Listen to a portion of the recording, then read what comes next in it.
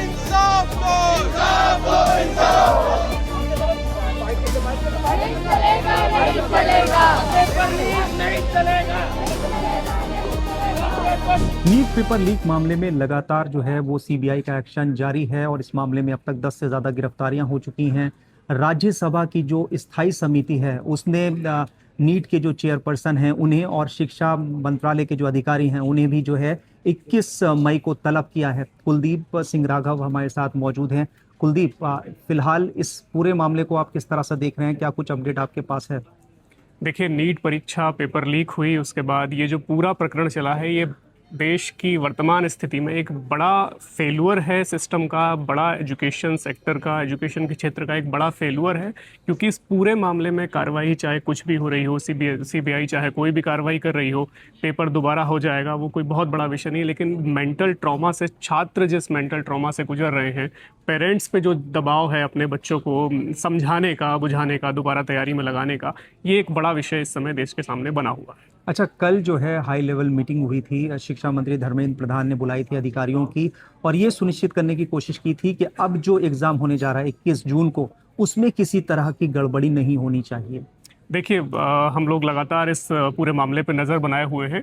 एक बड़ा विषय ये आ रहा है कि भाई तैयारी बहुत पुख्ता होंगी, इस बार एआई कैमरे लगेंगे, 5G जैमर का इस्तेमाल होगा, फेस रिकॉग्निशन और बायोमेट्रिक इस बार केंद्रों पर होगी। लेकिन बड़ा सवाल ये है कि ये सारी चीज़ें तो पिछली बार भी हुई थी। पेपर लीक केंद्रों से नहीं हुआ था, पेपर लीक केंद्र पे पेपर पहुंचने से पहले हो चुका था, ये घटना हो चुकी थी। हमारे पास पहले की क्या तैयारी है, शिक्षा मंत्रालय और एनटीए पहले की क्या तैयारी फुल प्रूफ करने वाला है, ये एक बहुत बड़ा विषय है। तो मेरा जो इसमें अपना मसला है, जो हम समझ सकते हैं, वो ये कि इस बार हमें एक बार गलती हमने कर ली, दोबारा जब हम इस कदम को आगे बढ़ा रहे हैं तो हमारी तैयारी बहुत फुल प्रूफ होनी चाहिए। धर्मेंद्र प्रधान शिक्षा मंत्री ने जो कल बैठक करी है, उसमें बड़ा विषय यही निकल के आया है कि हम अपने सिक्योरिटी सिस्टम को और बेहतर कैसे बना सकते हैं, जिससे कि लीक प्रूफ जो पेपर है हमारा नीट यूजी का, वो हम 21 जून को इसे करा सकें। अच्छा कुलदीप, जिस तरीके से इस पूरे मामले में एनटीए पर सवाल उठ रहे हैं, पेपर लीक होता है और जाहिर सी बात है कि पेपर सेट किया जाता है, इस बार कौन कौन सी चीज़ों का ध्यान रखा जाएगा कि जिस तरीके से पेपर सेट हुआ होगा, किसी को जिम्मेदारी दी गई होगी, किन बातों का ध्यान रखा गया होगा? क्योंकि ये पेपर जो पूरा लीक हुआ है वो कहीं ना कहीं जो पेपर सेट करने वाले लोग हैं, प्रोफेसर हैं, लेक्चरर हैं, जो यूनिवर्सिटी से जुड़े रहे हैं। देखिए, बड़ा सवाल ये है कि इस पेपर लीक को लेकर पहले सॉल्वर गैंग और जो माफिया है, पेपर लीक माफिया, उनको बहुत ज़्यादा दोषी बनाया जा रहा था, कटघरे में खड़ा किया जा रहा था। वो दोषी हैं, लेकिन जब सीबीआई ने अपनी जांच करी तो उसमें 2 प्रोफेसर्स निकल के आए। एक बॉटनी की प्रोफेसर है महिला और एक केमिस्ट्री के प्रोफेसर का नाम आया। तो बड़ा सवाल ये है कि लूप होल्स अंदर से ही थे, लूप होल सिस्टम में से ही थे। तो इस बार चूंकि पेपर तो उसी सिस्टम के द्वारा तैयार होगा, पेपर एनटीए के अधिकारी तो नहीं बनाएंगे, पेपर तो प्रोफेसर्स अपने प्रश्न देते हैं। और इसमें क्या होता है कि एक बड़ी टीम प्रोफेसर्स की होती है, वो सब अपनी अपनी तरफ से 100 सवाल देते हैं।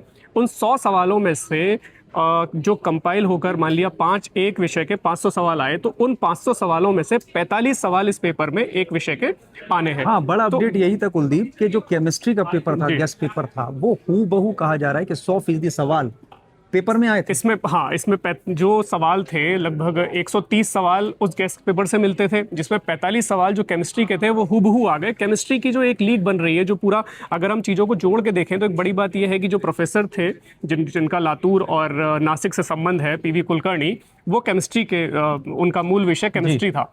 और जिस कोचिंग संचालक को लातूर से पकड़ा गया है, वो भी केमिस्ट्री का टीचर है। और वीडियो में छात्राएं दावा कर रही हैं कि सर आपने जो 110 सवाल बताए, वो 110 के 10 सवाल हमारे परीक्षा में आ गए। शिवराज मोटेगांवकर, हाँ बिल्कुल, हम रघुनाथ शिवराज मोटेगांवकर की बात कर रहे हैं। तो उन्होंने, आप देखिए, केमिस्ट्री का जो एक कनेक्शन निकल के आया है, काफी हद तक इस पूरे पेपर लीक मामले में जो केमिस्ट्री विषय है वो बहुत ज्यादा संदिग्ध लोगों से जुड़ा मामला है। अच्छा, इस मामले में जो है अभिभावक जो हैं, जो छात्र हैं, सीबीआई का शिकंजा उन पर भी कसता जा रहा है। कहा जा रहा है कि नागपुर में, महाराष्ट्र के अलग अलग हिस्सों में सीबीआई की रेड्स हो रही हैं।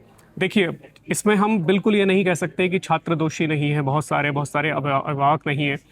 पेपर लीक का जो माफिया जो चलाते हैं इस पूरे प्रकरण को, जो सॉल्वर गैंग्स हैं, उनसे सुविधा लेने वाले कौन लोग हैं? छात्र और उनके पेरेंट्स। कुछ लोग होते हैं जो अपने बच्चों के लिए या खुद के लिए जो छात्र हैं वो खुद के लिए, पेरेंट्स हैं अपने बच्चों के लिए, वो इस तरह की सुविधाओं का लाभ लेते हैं, तो उनको भी कटघरे में खड़ा करना चाहिए, उनसे भी पूछताछ होनी चाहिए, उन पे भी कार्रवाई होनी चाहिए। और सीबीआई अगर इस तरफ अपनी कार्रवाई को लेकर जा रही है तो ये भविष्य की एक बड़ी तस्दीक है कि कुछ चीज़ों पर भविष्य में लगाम लगेगी और एक डर का माहौल लोगों के भीतर बैठेगा। कुलदीप, मुझे लग रहा है कि अब ये जांच जो है वो ईडी की तरफ जाती दिख रही है, क्योंकि इस मामले में लाखों करोड़ रुपए का मामला है। 5-5 लाख रुपए में पेपर जो है खरीदे गए, बेचे गए, और कोचिंग सेंटर्स का इन्वॉल्वमेंट जो है बड़े स्तर पर रहा है। देखिए, शिक्षा एक बड़ा व्यवसाय बन चुका है। हम अगर रघुनाथ शिवराज मोटेगांवकर की बात करें तो मतलब कई हजार करोड़ का साम्राज्य, 15,000 करोड़ का उसने साम्राज्य बनाया। एक कोचिंग संचालक मामूली जो 10, 20, 50, 100, 200 बच्चों को पढ़ा रहा है, तो आप कितना बड़ा साम्राज्य स्थापित कर सकते हैं अपने इसी जीवन में? 10 साल में, 20 साल में, 15 साल में आप कल्पना कर सकते हैं इस बात की? तो ये जो इसके पीछे जो कार्रवाई है, तो ये बहुत बड़ा विषय है कि भाई हम शिक्षा को व्यापार की तरफ ना ले जाएं। शिक्षा को शिक्षा रहने में, शिक्षा व्यापार जब होगी तब छात्रों का, पेरेंट्स का, देश का, समाज का नुकसान उसमें होना। अच्छा, छात्रों में ये विश्वास कैसे जगे कि आगे इस तरह की चीजें दोबारा नहीं होंगी, रिपीट नहीं होगा?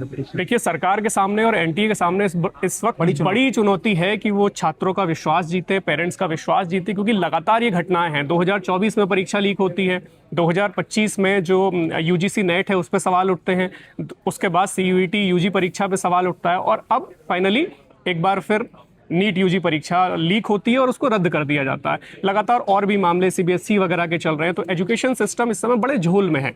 तो इस पूरे झोल के बीच शिक्षा मंत्रालय को चाहिए कि बहुत स्ट्रिक्ट गाइडलाइन, एनटीए की पूरी ओवरहाइलिंग, जैसे उन्होंने कुछ नए अधिकारी, कुछ अच्छे अधिकारियों को नियुक्ति भी करी है, कुछ नए पद भी वो सृजन करने वाले हैं, तो एनटीए की पूरी ओवरहाइलिंग की जरूरत है। और सरकार को चाहिए, प्रधानमंत्री कार्यालय को स्पेशली चाहिए कि वो पूरे मामले की जो एक निगरानी है, मॉनिटरिंग बहुत जबरदस्त तरीके से करे, ताकि ये जो 21 जून को परीक्षा होने वाली है, छात्रों का विश्वास बना रहे कि भाई हमने जो पेपर दिया है अब इसमें कोई गुंजाइश नहीं रहेगी किसी तरह की गड़बड़ी की, किसी भी तरह के पेपर लीक जैसी गतिविधि की।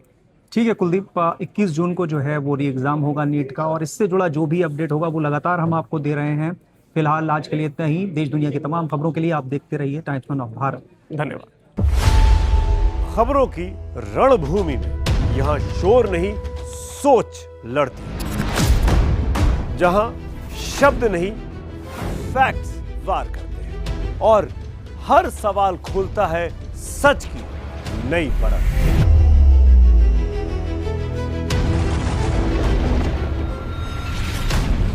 चक्रव्यूह आपके अपने सुमित अवस्थी के साथ सोमवार से शुक्रवार शाम 6:57 पर टाइम्स नाउ नव भारत पर।